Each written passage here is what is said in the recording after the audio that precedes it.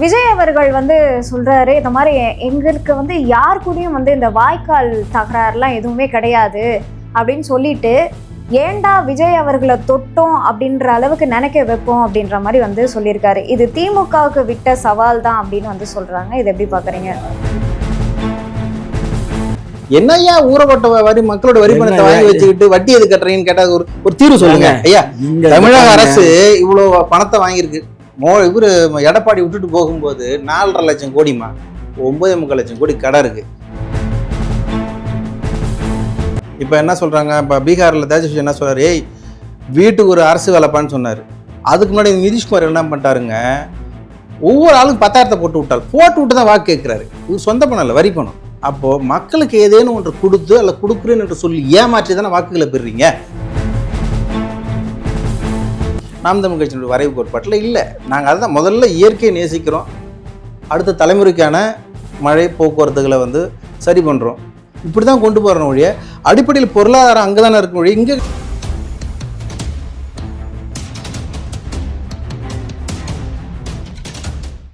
குக்கு செய்தி நேயர்களுக்கு வணக்கம். நான் உங்க தீபிகா. இன்று நிகழ்ச்சியின் சிறப்பு விருந்தினர்கள் திமுகவின் மூத்த முன்னோடி முனைவர் காமாட்சி நாயுடு அவர்கள் மற்றும் நாம் தமிழர் கட்சியின் மாநில கொள்கை பரப்பு செயலாளர் தாம்பரம் முருகன் அவர்கள்.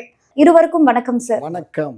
விஜய் அவர்கள் சொல்றாரு, இந்த மாதிரி எங்களுக்கு யார் கூடயும் இந்த வாய்க்கால் தகராறுலாம் எதுவுமே கிடையாது அப்படின்னு சொல்லிட்டு, ஏண்டா விஜய் அவர்களை தொட்டோம் அப்படின்ற அளவுக்கு நினைக்க வைப்போம் அப்படின்ற மாதிரி சொல்லியிருக்காரு. இது திமுகவுக்கு விட்ட சவால் தான் அப்படின்னு சொல்றாங்க. இது எப்படி பாக்குறீங்க? யார் பேசுவான்னா அந்த பேட்டை ரவுடிகள் பேசுற வார்த்தைகள். அது ஏண்டா தொட்டோம், ஏலாம் விட்டோம். நீங்க மட்டும் பேசலையா? இந்த மாதிரி திமுகவை யாராலும் தொட முடியாது, யாராலும் தொட முடியாதுன்னு ஐயா கலைஞரே சொல்லியிருக்காரு. அரசியல் ரீதியா திமுகவை எந்த கொம்பனாலும் ஒன்றும் செய்ய முடியாது. எந்த கொம்பனாலும். இப்ப இவர் ஒரு கொம்பன் வந்துட்டாரு, அந்த கொம்பன் அழிச்சிருவாரு. சரியா? ஆகையினால இவர் பேசுகிற பேச்சுக்கெல்லாம் பேச்சோடு போகுமே தவிர செயல்பாட்டுக்கு வராது. ஏன்னா ஒரு அரசியல் கட்சின்னா இன்றைக்கி சீமான் இருக்கார் அப்படின்னா இவரை மாதிரி ஆளுகளை நிறைய பேரை உற்பத்தி பண்ணி வச்சுருக்காரு. சரியா? இன்றைக்கி சீமான் கட்சியில் விஜய் கட்சியில் யார் இருக்கா சொல்லுங்கள்? ஒரு 4 பேர். அந்த 4 பேருமே அரசியல்வாதிகள் இல்லை, புதுசா அரசியல். இப்போ சீமான் அவர்களுடைய கட்சியுமே படிப்படியா தான் வளர்ச்சி அடைஞ்சிருக்கு இந்த அளவுக்கு. அதே போல தமிழக வெற்றி கழகமும் படிப்படியா வளர்ச்சி அடையும் இல்லையா? சீமான் கட்சி ஆரம்பிக்கும் போது அவர் கூட இருந்த ஒருங்கிணைப்பாளர்கள்லாம் மிகப்பெரிய ஜாம்பவான்கள் தாமா கூட இருந்தாங்க. புரிஞ்சதா? இன்னைக்கு வேணா அது குறைஞ்சு போச்சுன்னு வேணா சொல்லாமே தவிர அன்றைக்கு இருந்தவங்கெல்லாம் பெரிய பெரிய ஜாம்பவான்கள், நல்ல அரசியல் அனுபவம் உள்ளவங்க, தமிழ் பற்றாளர்கள், அந்த மாதிரி ஆட்கள் தான் நிறைய இருந்தாங்க. அதுக்கப்புறம் இவருடைய வார்த்தைகளுக்கு கட்டுப்படாதனால ஒவ்வொருத்தையும் டான்னு எல்லாத்தையும் நிப்பாட்டி எல்லாத்தையும் விலக்கி விட்டுட்டு இவர் சொல்கிறத கேட்குறவங்க மட்டும் என் கூட இருந்தால் போதும், நான் சொல்கிறத கேட்கல. அப்படிலாம் இல்லை ஐயா சொல்ல தவறு. எந்த ஒரு அரசியல் கட்சி நிர்வாகமுமே ஒரு ஆட்சிமைக்கு வரணும்னு கேட்டினா ஆக பெரும் ஒரு போராட்டங்களை கடந்து தான் வரணும். சீனாவில் மாசத்துக்கு கிட்டத்தட்ட 49 ஆண்டு காலம் தன்னுடைய பொது வாழ்வில் இறங்கி பல போராட்டங்களை பெற்று வென்று தான் அந்த நாட்டினுடைய ஆட்சிமை பெற்றார். 49 கட்சி ஆரம்பித்து திமுக 67 ஆட்சிமை பிடிக்கிறது. 72 கட்சி ஆரம்பித்து 77 எம்ஜிஆர் ஆட்சிமை பிடிக்கிறார். உடனேலாம் வேலை நடக்காது, உடனே ஆரம்பித்த உடனே வேலை நடக்காது. அதனால் இங்கே 2010 உங்களுக்கு நாம் தமிழ் கட்சி தொடங்கப்பட்டு இப்போ இன்றைக்கி 2024 அந்த காலகட்டங்களில் ஒரு 36 லட்சம் வாக்குகள் வாங்கியிருக்கு. இது மெல்ல ஏறிட்டு தான் இருக்குது, வழி இறங்கலை. அதனால் நான் என்ன சொல்ல வரேன், திரு விஜய் அவர்கள் கட்சி துவங்கிய உடனே கூட்டத்தை பார்த்த உடனே அது வாக்குகளாக மாறி நம்ம அருகில் ஏறுன்றதுல கற்பனைக்கு எட்டாத விஷயம். ஆனால் உலக வரலாறுகளை, உலக புரட்சியாளர் வரலாறு நீங்கள் தொடக்கி பார்த்தீங்கன்னு கேட்டிங்கன்னா உடனடியாக ஜனநாயக ரீதியாக வாக்குகளை பெற்று அந்த கட்சியோ அந்த அமைப்போ ஆட்சிமைக்கு வர்றதில்லை. இங்கே என்ன நடக்குதுன்னா, ஆஃபர் கம்பெனிங்க என்ன சொல்கிறேன்னு கேட்டிங்கன்னா, ஒரு நாட்டின் குடிகளுக்கு அந்த நாட்டின் இராணுவம் தரும் பாதுகாப்பை விட அந்த நாட்டின் குடிகள் கையில் இருக்கிற வாக்கு ஆகத்திறந்த பாதுகாப்பை தரும் சொல்கிறார் ஆஃபர் கம்பெனிங்கன்னு சொல்கிறார். இப்போ என்னன்னு கேட்டிங்கன்னா, இங்கே தமிழகத்தை பொறுத்தவரையில் வாக்குகளை வாங்குவதற்கும் விற்பதற்கும் ஒரு ஏஜென்ட் இருக்கான். 2000 கொடு தாங்க போட்டுக்க, இந்த முறைமை ஒழியணும். அதைத்தான் முத்துராமலிங்க தேவர் சொல்கிறார். வாக்குகளை 1-2 ரொட்டி துண்டுகளை விற்று விடாருன்னு சொல்கிறேன்.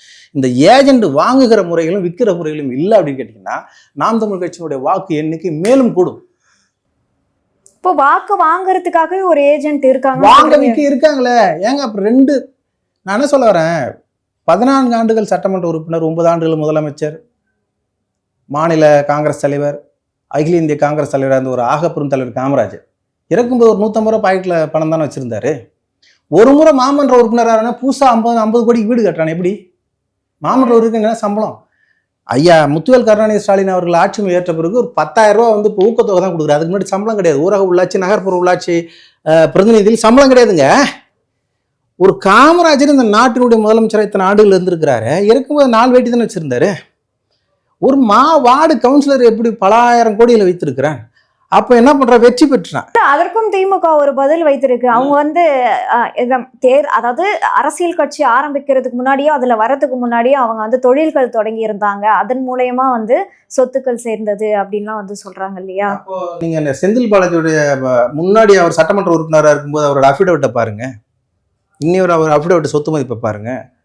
இவர் அந்த சட்டமன்ற உறுப்பினராக இருக்கும்போது அதுலேருந்து சம்பாதிச்சது தான் இப்போ இருக்கிற தொழில் தொடங்கி மேலும் சம்பாதிக்கிறாரா, இல்லை ஏற்கனவே அவர் வந்து படாதிபட பெரும் பணக்காரரா, இல்லை கிருஷ்ணதேவராயரோட பேரனா, என்ன கதை? அப்படிலாம் கிடையாது. கடைகோடி தொண்டனை கூட இங்கே திமுக திராவிட முன்னேற்ற கழகம் ஒரு ஆகப்பெரும் சித்தாந்தத்தில் கொண்டு போய் நிறுத்தி பெரும் பணக்காரனாக ஆக்கிக்கிட்டு இருக்கு. அதனால தான் இந்த கட்டமைப்பு இன்னும் விரிசலடையாமல் இருக்குது. அதை நான் வந்து ஏற்றி தான் ஆகணும்.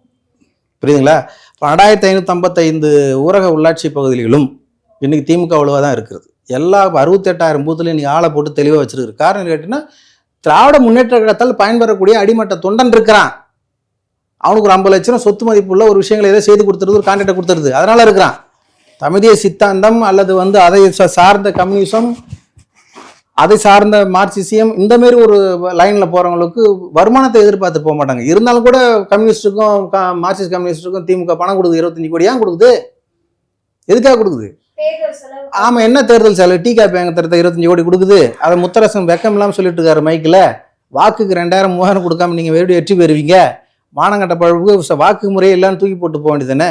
எங்க நாம் தமிழ் கட்சியினுடைய வாக்குகள் 1 ரூபா கொடுத்து பெற்றோன்னு எவனா சொல்ல முடியுமா? திமுகவே சொல்ல முடியுமா? அப்படி எங்கள்கிட்ட வருமானம் இருக்கா, பணம் இருக்கா? அதனால நான் என்ன சொல்றேன், இப்போ சரியான முறையில் வந்து ஒரு கட்சியினுடைய கோட்பாடு முன்னேறி போச்சுன்னு கேட்டினா அதற்கான அங்கீகாரத்தை கொடுத்து மக்கள் வந்து மேலே ஏற்றி விடுவாங்க. அதில் இந்த மாற்று கருத்தில் அந்த அளவில் தான் சீமான் அவர்கள் மக்களை நம்பி கூட்டணின்ற போக்கில் போயிட்டு இருக்கிறாரு. இங்கே உள்ள திமுக வந்து மக்களை நம்பி கூட்டணி இல்லையே, சிறு பெரும் கட்சிகளை நம்பி தான் கூட்டணி. இந்த கட்சிகள் தனித்தனி வேணா வெற்றி பெற சொல்லுங்க. 36 லட்சம் வாக்குல 3 லட்சம் வாக்கு வாங்க சொல்லுங்க திமுகவை. வாய்ப்புகள் கிடையாது.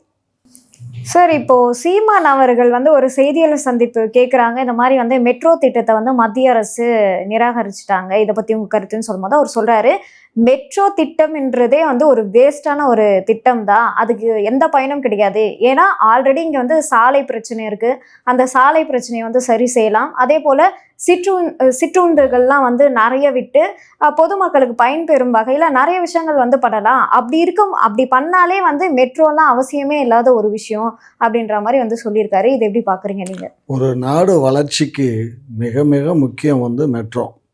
என்ன காரணம்னா தடை இல்லாமல் அந்த வண்டி போய் வரும். இப்போ ரயில் இருக்குன்னா அந்தந்த ஸ்டேஷனில் நிப்பாட்டி அது பாட்டுக்கு போயிட்டுருக்கு. இப்போ பஸ்ஸு அந்த மாதிரி போக இயலுமா சொல்லுங்கள்? பஸ் போக முடியாது. அதே மாதிரி ஒரு காரோ பைக்கோ போகிறது ரொம்ப கஷ்டம். இந்த மெட்ரோ வந்துருச்சுன்னு வச்சுக்கோங்களேன். இப்போ கோடம்பாக்கத்தில் மெட்ரோ வந்ததுன்னா இப்போ இவர் வந்து நேராக தாம்பரத்துலேருந்து இங்கே வந்து இறங்கிடுவார். அடுத்த 6 மாதத்தில் இங்கே வந்து இறங்கிக்கலாம் நீங்கள். சரியா? இதே இது வந்து இப்போ இவர் பைக்கில் வர்றாரு, இல்லைன்னா காரில் வர்றாரு, எவ்வளோ செலவாகுது? அப்போ ஒரு மெட்ரோவில் வந்தால் ஒரு 50 ரூபா 60 ரூபாயோட சார்.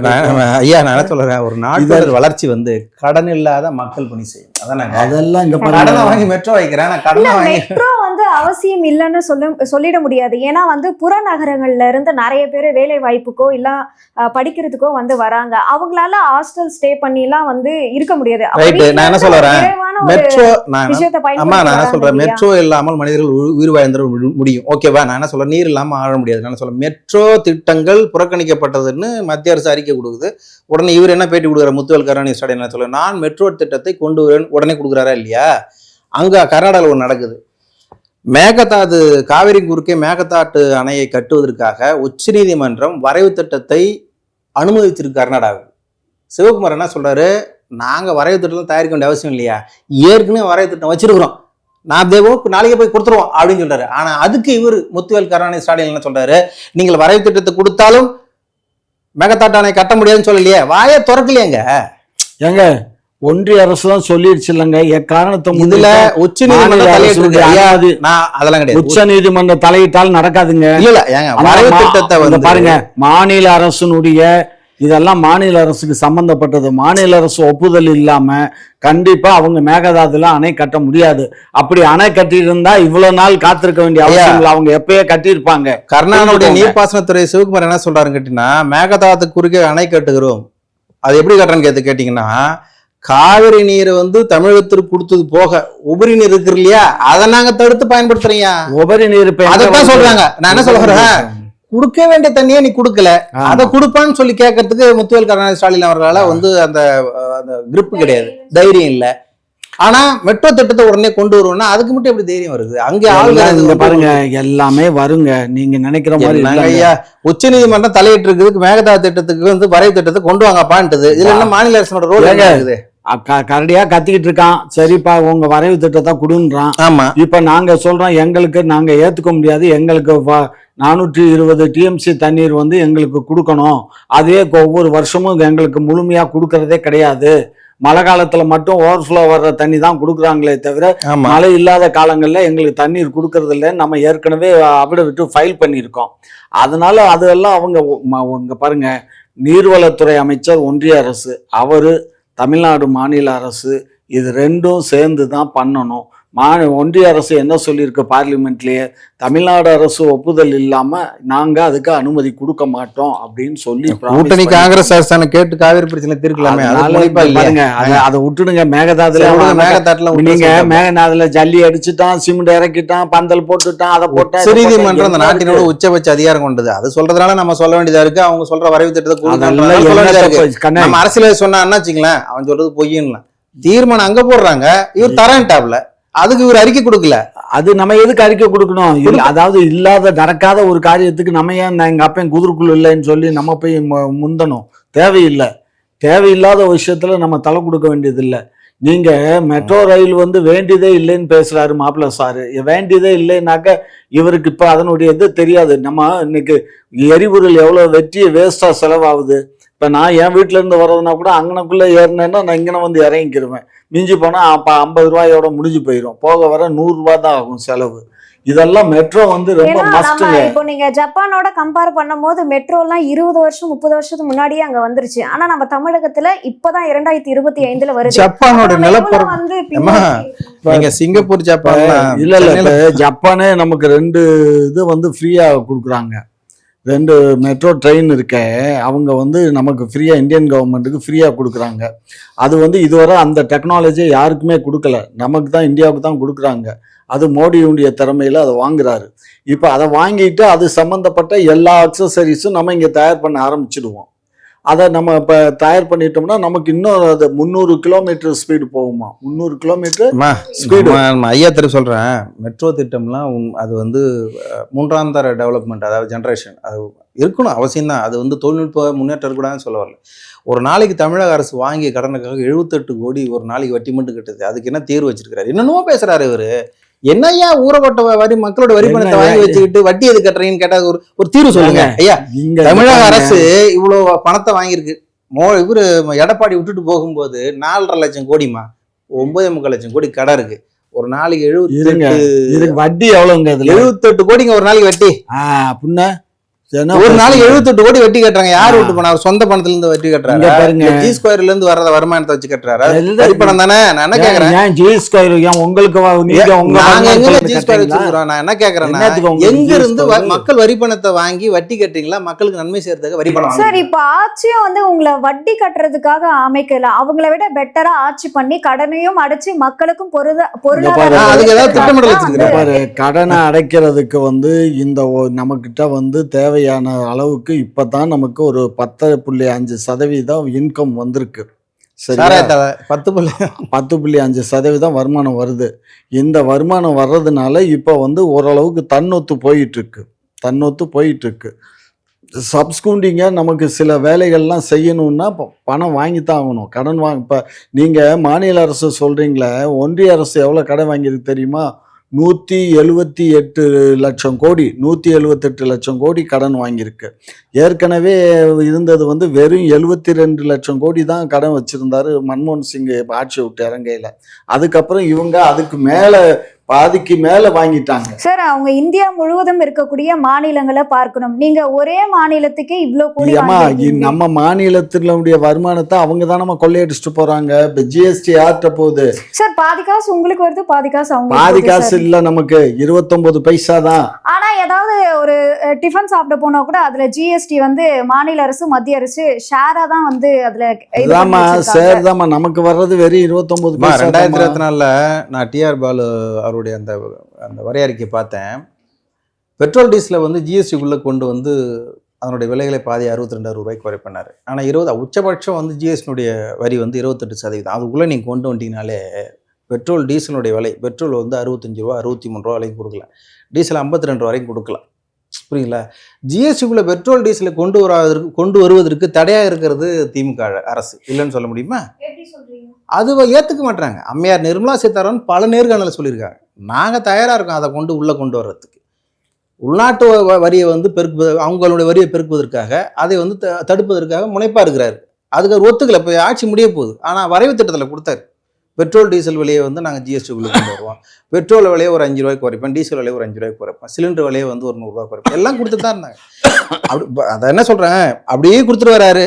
அண்ணன் திருமாவளவன் வந்து ஒரு நேர்காணல் சொல்கிறார், ஒரு அரசு அல்லது வந்து ஒரு கட்சி கொடுக்குற அந்த வரையறையை, தேர்தல் அறிக்கையை வந்து அனைத்தையும் நிறைவேற்றுவதற்கு அவசியமே இல்லைன்ட்டார், ஒரே போடா போட்டார்ல. அப்ப இது போன்ற ஒரு கூட்டணி கட்சிகள், இது போன்ற ஒரு சொல்றதெல்லாம் சொல்றீங்க, சொல்லுவாங்க, சொல்றதெல்லாம் செய்ய முடியுமா? பாத்துங்க, ஐயா சொல்லிட்டாரு, சொல்லுவாங்க, சொல்லி மக்களை ஏமாத்துவாங்க. ஏமாத்தணும்னு அவசியம் இல்ல. உங்களுக்கு செய்யறோம் சொல்றீங்க, மக்களும் அதை நம்பி சொல்லுவாங்க, சொல்றதெல்லாம் யாரு அத்தனை பேர் அதை படிச்சு பார்த்து ஓட்டு போட்டாங்க? சும்மா அதெல்லாம் பேச. அதாவது மேஜரா உங்களுக்கு வந்து ஒரு சில அறிக்கையில கொடுக்கும் ஒரு அரசு. இப்ப என்ன சொல்றாங்க, இப்ப பீகார்ல தேஜஸ்வி என்ன சொல்றாரு, ஏய் வீட்டுக்கு ஒரு அரசு வேலைப்பான்னு சொன்னாரு. அதுக்கு முன்னாடி நிதிஷ்குமார் என்ன பண்ணிட்டாருங்க, ஒவ்வொரு ஆளுக்கும் 10,000 போட்டு விட்டு தான் வாக்கு கேட்கிறாரு. இவர் சொந்த பணம் இல்லை, வரி பணம். அப்போ மக்களுக்கு ஏதேனும் ஒன்று கொடுத்து அல்ல கொடுக்குறேன்னு என்று சொல்லி ஏமாற்றி தானே வாக்குகளை பெறுறீங்க. நாம் தமிழ் கட்சி என்ன சொல்லுது வரைவு திட்டத்தில், இதெல்லாம் நீர் விற்பனைக்கு இல்லப்பா எங்க ஆட்சிக்கு வந்தா ஒரே சட்டம் முடிஞ்சு போச்சா? இது அவசியம். நீர் வந்து விற்பனை இல்லாம நீர் மக்களுக்கு நான் என்ன சொல்றேன், விற்பனைக்காக வேண்டி எதுக்காக நீர் உற்பத்தி செய்யணும்னு கேக்குறேன். நான் கேக்குறது சால்ட் வாட்டர் குடிக்க முடியாதுல்ல, அதை பியூர் பண்ணி மக்களுக்கு இலவசமா தருவோன்றேன். அது ஏன் நீங்க விற்பனை பொருளாக்குறீங்க? நான் என்ன கேக்குறேன், மழை நீரை தேக்கி வைப்பதற்கு யோக்கியது இல்லாத ஒரு அரசு நான் சொல்றேன் சார். இந்த மழைநீர் சேகரிப்பு எல்லாம் வந்து அது அப்போதுல இருந்து இருக்கக்கூடிய விஷயம். மழை நீரை எப்படி சேமிப்பீங்க? அணைகளோ நீர்த்தேக்கங்களை கட்டாம எப்படி சேரிப்பீங்க? அங்கதான் குளம் குட்டைகள்லாம் இருக்குல்ல. நான் சொல்ல கேளுங்க, பராந்தகச்சோனுடைய பேரை ராஜத்தின் இருக்கார்ல, ராஜதித்தன் அவர் பேரு, புரியுதுங்களா? பலாயிரக்கணக்கான படை வீரர்கள் வைத்துக்கொண்டு சும்மாவே இருந்தார். அப்போ வந்து சும்மா ஏண்டா வீரர்கள் இருக்காங்கன்னு சொல்லிட்டு வீராணம் பக்கத்துல 16 கிலோமீட்டர் நீளம் 6 கிலோமீட்டர் அகலம் 72 கணங்களை வைத்து வீரநாராயண ஏரியை வெட்டினார். அதுல இருந்தானே இப்ப நீரை கொண்டு வந்து சென்னை குடிநீர் தீர்க்கிறீங்க. நீர்த்தேக்கங்களை செய்வதற்கு ஒரு அரசு, அன்னைக்கு ஒரு ஆட்சி அமைக்க ஒரு தலைவன் இருந்தானா இல்லையா? நீங்க எத்தனை ஏரி கால்வாய்களை தூர்வாரினீங்க, எத்தனை ஏரிகள் புதுமையாக கட்டினீங்க? மழை நீரை தேக்கி வைப்பதற்கான திட்டங்கள் இல்லாது அந்த நீரை கடல்ல விட்டுட்டு, கடல்ல இருந்த நீரை வந்து எடுத்து சுத்திகரித்து நம்ம மக்களுக்கு விலைக்கு தான் விற்பனா அப்படின்னு என்ன ஒரு முரண்பட்ட ஒரு கோட்பாடு இது. இதைத்தான் நாங்க சொல்றோம், டேய் உனக்கு நீர்த்தேக்கம் பண்ணி அதை சுத்திகரிச்சு உனக்கு கொடுக்குறோம், நீர் விற்பனைகள் என்ற ஒரு அற்புதமான ஒரு கோட்பாட்டை கொண்டு வரோம். இதான் ஒரு நல்ல ஒரு வரையறை.